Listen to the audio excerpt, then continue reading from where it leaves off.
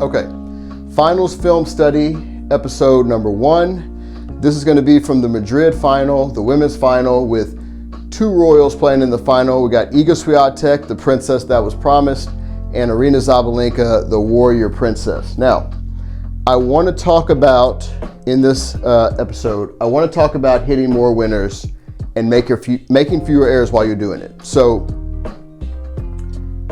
we want to try to hit more winners than we are already hitting in a match, and while doing this, we want to make less errors because in these situations we're taking less risk when we're hitting the winners, right? So for you to do that, you need to understand one thing, and then you need to be aware of 2 situations, right? If you're aware of these situations and you start capitalizing on them, and if you understand this concept, you will be able to do this. More winners, fewer errors, right? So let's get into it.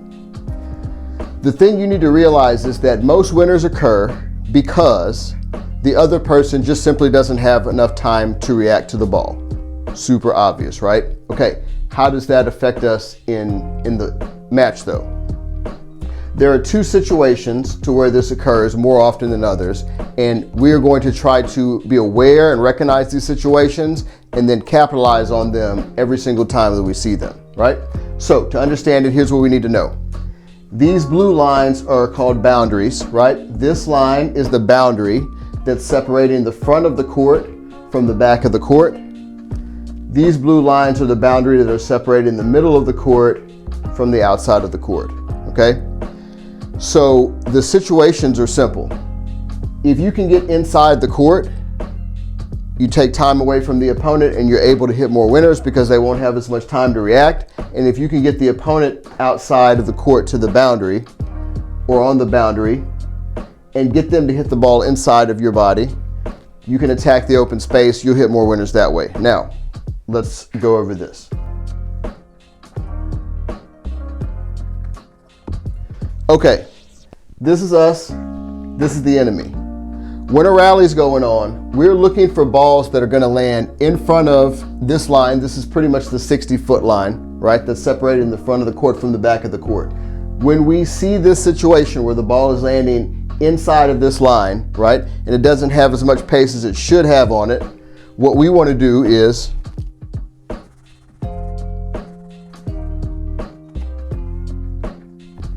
get inside of the line to attack this ball. And then by doing that, the other person won't have as much time to react. Now, the reason that we're going to make fewer errors in the situation is that because you are closer to your opponent and they don't have as much time to react, it doesn't take as much from you to put them on defense or get them in a situation where they can't return the ball, right? So keep that in mind, that once you move inside the baseline, you don't have to do as much with the same shots, and you're able to hit winners, or you're able to put them in a position where you're able to create a winner on the next ball because they can't do very much with the shot. So getting inside the baseline, right? A foot, 2 feet, even more, that's called leverage. The closer we get to the net, the more leverage we have. So getting leverage on these balls and hitting them, attacking them from inside the court, that's the first way that we're going to hit more winners. And we're going to hit fewer errors doing it because we can attack the ball without having to hit it as hard or be as risky with it as we would be if we were behind the baseline. Okay, that's the first way.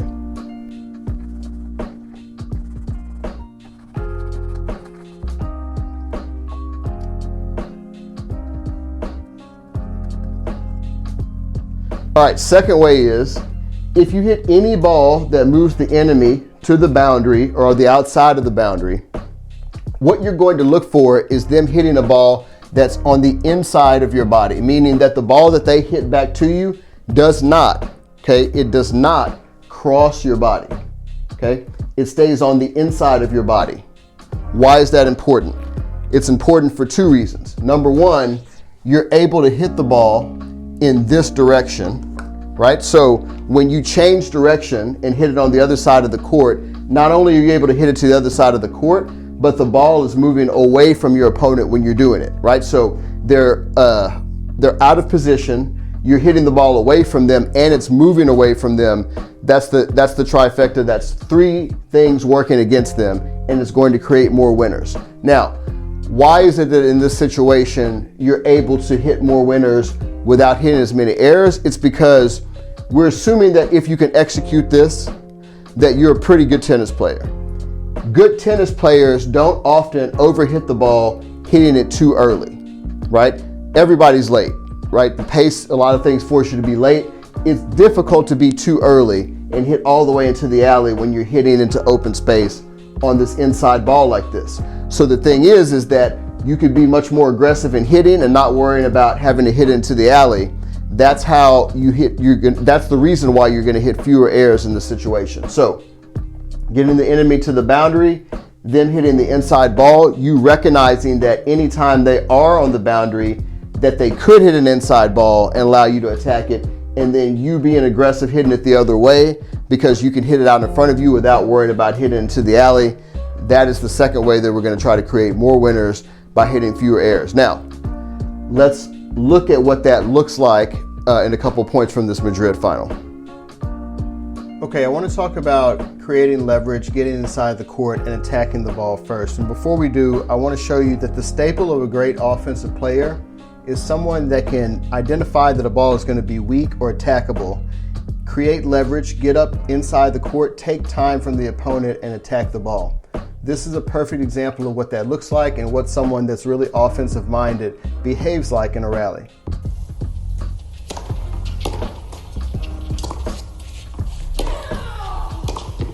Look, there's the weak shot, inside the court, attacking, and yeah, we should be getting excited about that.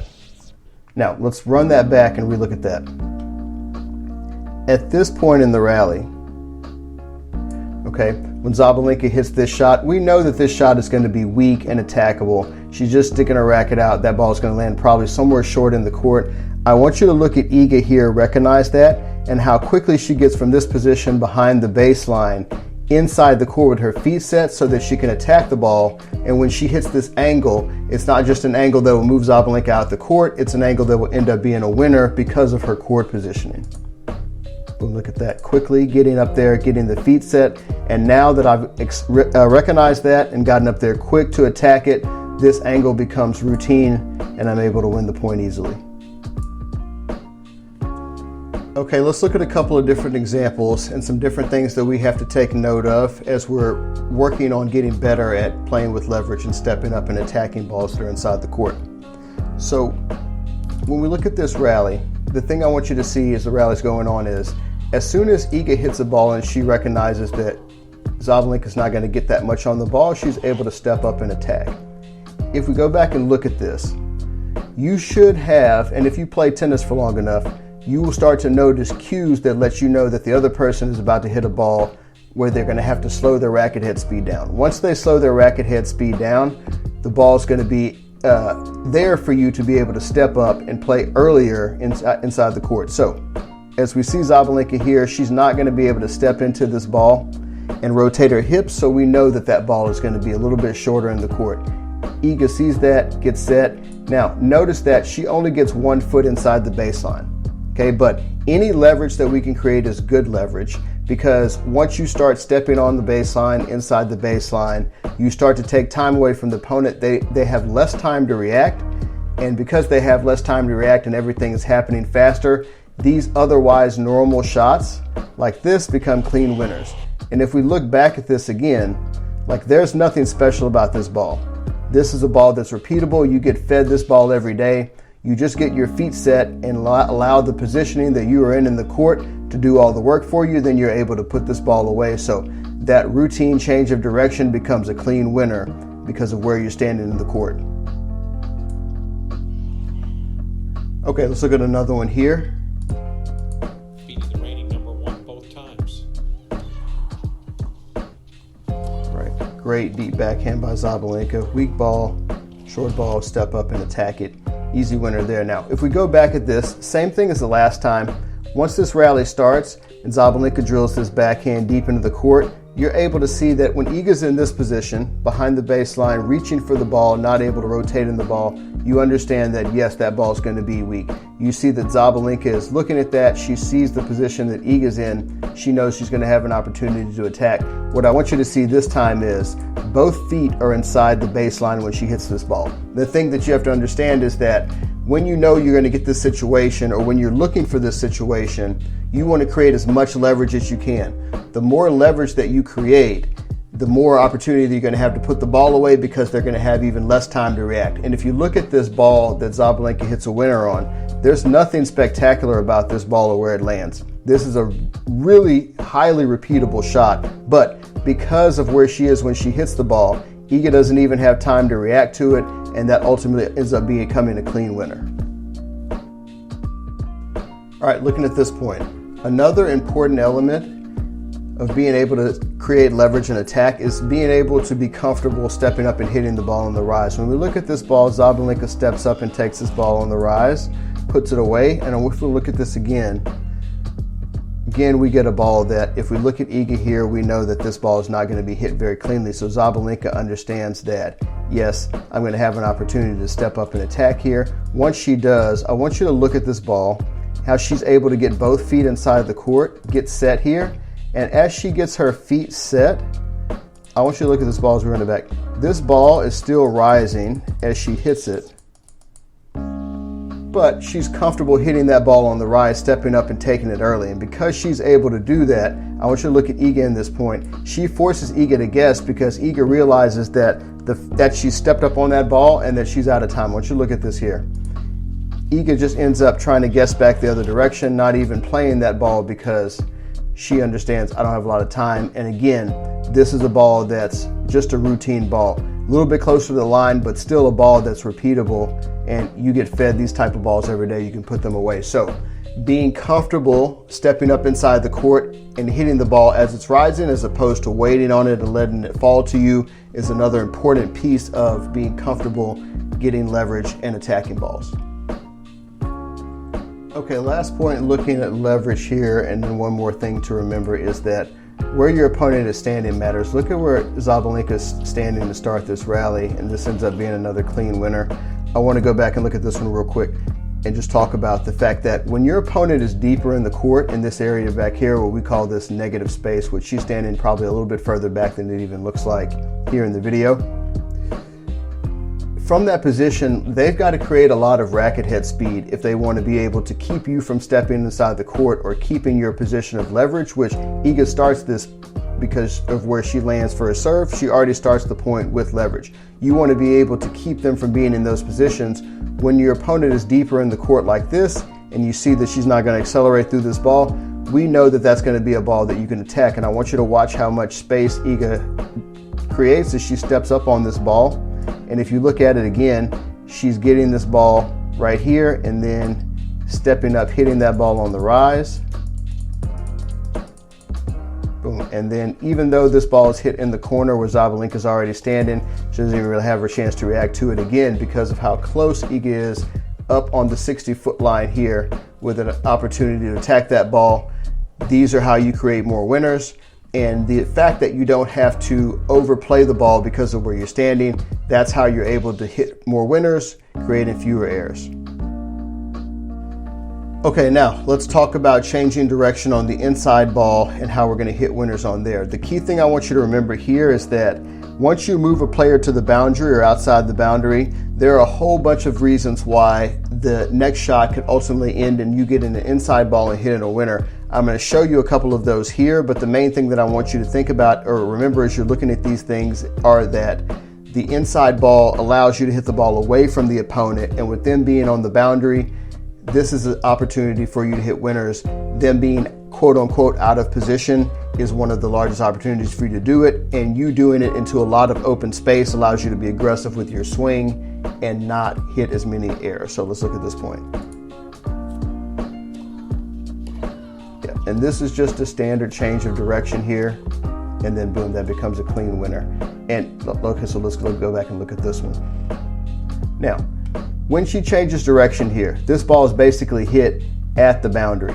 Okay, so there is this ball is not near the line. It's not an outstanding change of direction, pretty standard shot. But what I want you to see is because Zabalenka is moving sideways, right, away from this ball, just for a split second, she's unable to execute proper recovery footwork. And proper recovery footwork is just that you complete the crossover as the ball or by the time the ball bounces, and then you're able to get an upright athletic split step as they're making contact with the ball.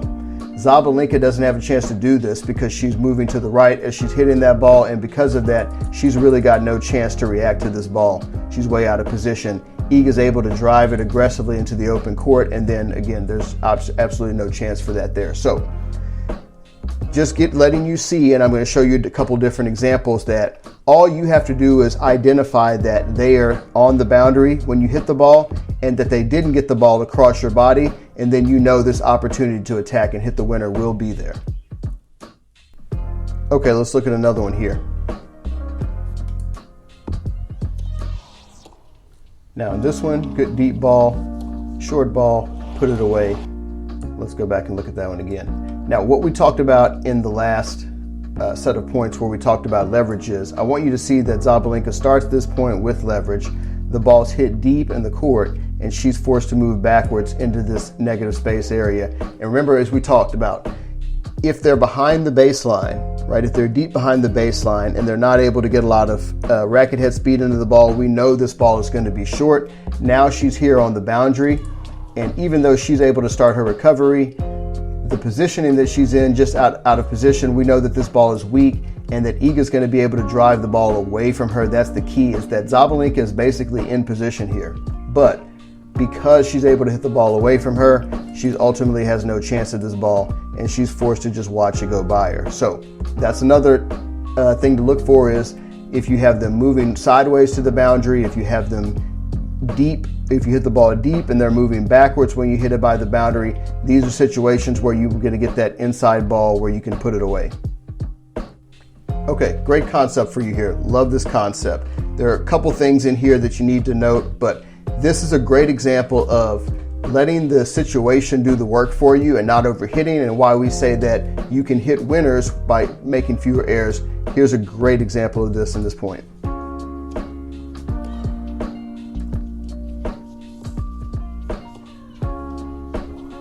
Great angle there. Step up, change direction on the inside ball, and then putting away a couple of volleys, right? Should be pumping the fist after that one. That's outstanding tennis. Let's go back and talk about a couple things here. Now, first thing I want to note is that every day in America and across the world, players are training, practicing tennis, getting ready for matches, getting ready for events, league play. They are doing cross-court rallying. This is a staple of cross-court rallying, and one of the benefits of being able to get the ball wide and outflank someone in a cross-court rally is that when you're able to hit this angle here,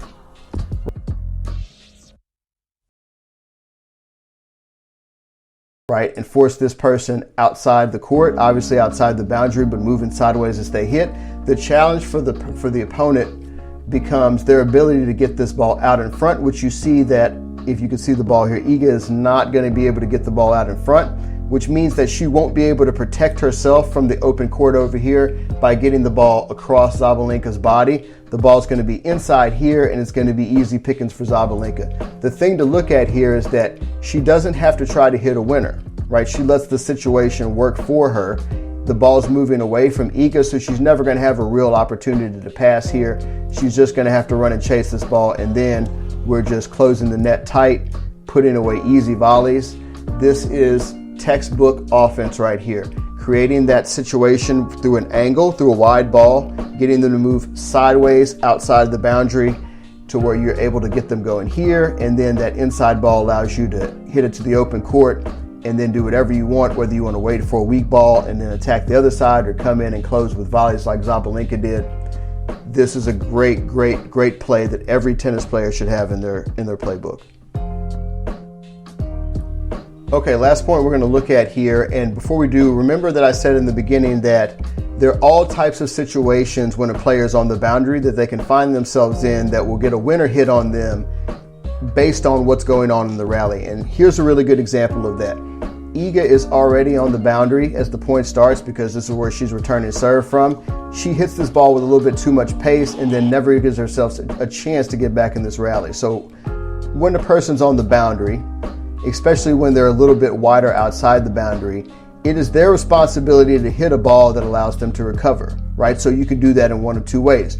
You can hit this ball across court, protecting the ability for them to hit it away from you, right?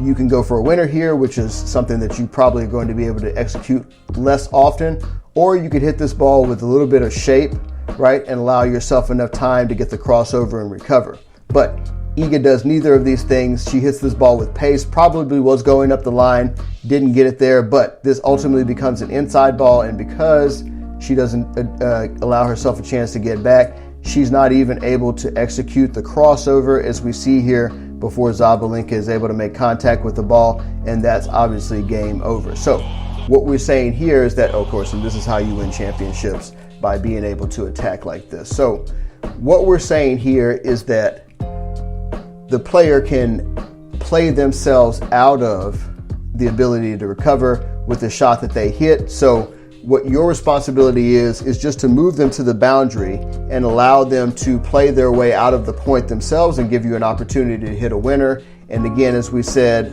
for the last time, that there's so much open court here and you have such a large area to drive the ball into that you don't have to do anything special.